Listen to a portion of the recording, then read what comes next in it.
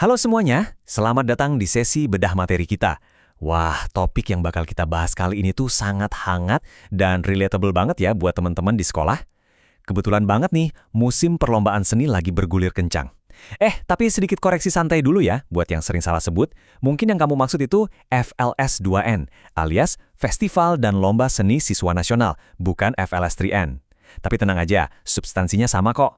Nah, memilih puisi Jembatan karena Sutarji Calzumbahri, sang presiden penyair Indonesia, sebagai puisi wajib itu benar-benar langkah yang sangat brilian dari panitia.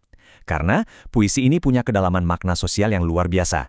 Yuk, langsung aja kita bedah. Coba ayo ngaku, siapa nih di sini yang ikutan cabang lomba baca puisi? Buat kamu, iya kamu, para pejuang FLS 2SN tahun ini pasti udah nggak asing lagi kan sama puisi wajib yang satu ini? Puisi yang sukses bikin banyak peserta ketar-ketir. Iya, apalagi kalau bukan puisi Jembatan, karya sang presiden penyair kita tadi. Berdiri di hadapan teks seberat ini memang, bisa terasa sangat mengintimidasi sih. Nah, satu pertanyaan yang paling sering banget muncul dari peserta tuh gini, Kak, ini puisi isinya kok sedih banget sih? Terus pas di panggung bacanya harus teriak-teriak marah atau malah nangis bombay? Nah loh, ini nih jebakan yang paling umum. Kalau kamu salah nangkap esensinya, penampilan kamu di panggung nanti cuma bakal kedengaran berisik aja, tanpa makna. Di sesi ini, kita bakal pecahkan kebingungan itu, supaya penampilan kamu nggak cuma sekedar bunyi, tapi benar-benar bernyawa dan pastinya ngunci perhatian juri. Oke, kita masuk ke bagian pertama, latar belakang dan makna. Ingat ya, ini bukan sekedar jembatan biasa. Sebelum kita pusing mikirin vokal atau gaya di atas panggung, ada satu syarat mutlak nih, kamu harus paham dulu ruh dari puisi ini. Baca puisi tanpa ngerti maknanya itu ibarat jalan di tempat gelap, nabrak-nabrak. Poin krusialnya tuh di sini, Sutarji itu sama sekali nggak lagi nulis tentang jembatan fisik kayak Suramadu atau jembatan Ampera loh ya. Puisi ini tuh sebenarnya sebuah kritik sosial yang benar-benar tajam. Beliau lagi menelanjangi kesenjangan sosial yang sangat nyata dan makin lebar di sekitar kita. Coba deh kita bayangin realitas pahit ini bareng-bareng. Di satu sisi kita lihat pemerintah dengan bangganya bangun infrastruktur fisik yang megah banget. Mall, jalan tol mulus, jembatan beton raksasa.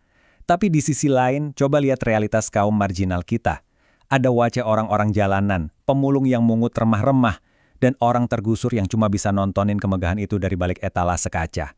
Lewat puisi ini, Sutarji tuh mau nyentil kita. Di tengah semua pembangunan fisik yang nyambungin daratan, jembatan empati dan hati nurani antara si kaya dan si miskin justru putus total.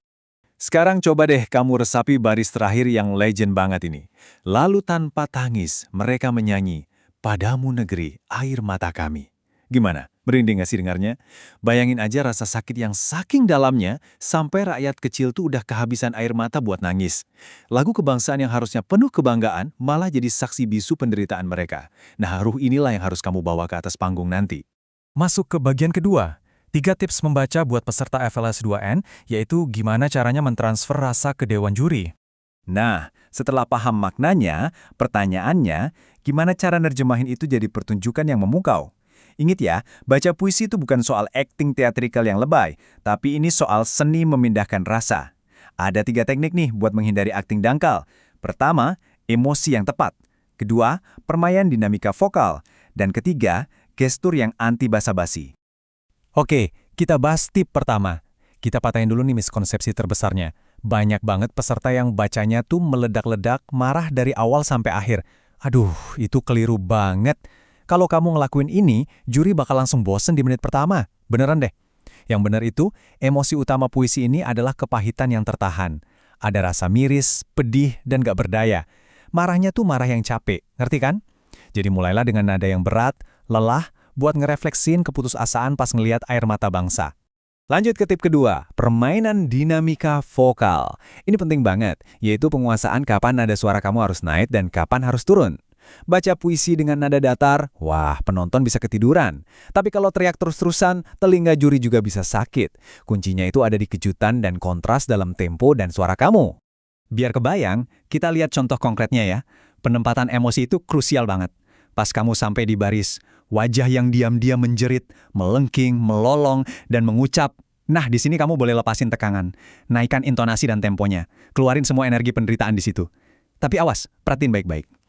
Tepat setelah itu, pas masuk kalimat, tapi siapakah yang akan mampu menjembatani jurang di antara kita? Langsung jatuhkan suara kamu secara dramatis, bikin suaranya hampir kayak bisikan putus asa. Perubahan drastis dari energi tinggi ke bisikan tak berdaya inilah yang bakal sukses mengiris hati siapapun yang dengar. Dan ini bawa kita ke tip ketiga, yang diambil langsung dari baris pembuka puisi ini. Kata-kata telah lama terperangkap dalam basa-basi. Sutarji sendiri tuh udah muak banget sama kepalsuan. Makanya pas di panggung nanti, pertunjukan kamu harus benar-benar otentik. Jangan ada kepalsuan, jangan ada akting murahan, dan yang paling penting nih, nggak usah pakai gestur yang penuh basa-basi. Terus secara fisik apa dong yang harus dilakuin? Gini, hindari gerakan tangan yang lebay, apalagi yang dibuat-buat kayak lagi mandu sorak gitu. Dan tolong, jangan jalan mondar-mandir nggak jelas di panggung cuma gara-gara ngerasa panggungnya kegedean. Kamu tahu nggak apa yang paling mematikan buat juri? Berdiri tegak, diam, tapi dengan tatapan mata tajam, kosong, dan nahan tangis.